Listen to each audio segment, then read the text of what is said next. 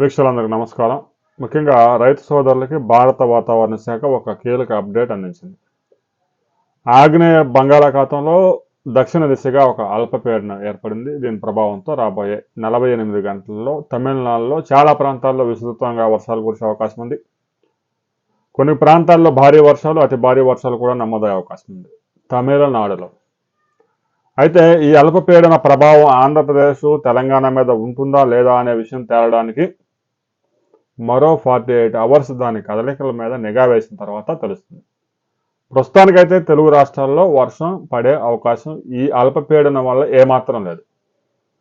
అయితే రాబోయే 48 అవర్స్ పొగమంచు ఎక్కువగా నమోదయ్యే అవకాశం ఉంది. రాత్రిపూట చలి ఎక్కువగా, పగటిపూట గరిష్ట ఉష్ణోగ్రతలు నమోదవుతాయని భారత వాతావరణ శాఖ రిలీజ్ చేసింది ఒక రిపోర్ట్.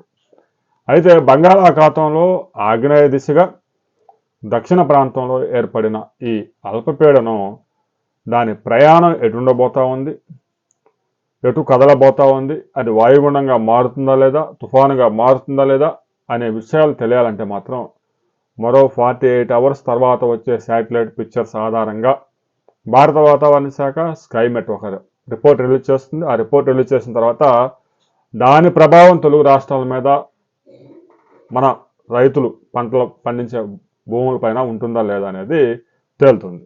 ఆ తర్వాత 2 డేస్ తర్వాత భారత వాతావరణ శాఖ రిలీజ్ చేసే తాజా రిపోర్ట్తో మరిన్ని వివరాలతో మరో వీడియోలో మనం కలుసుకుందాం.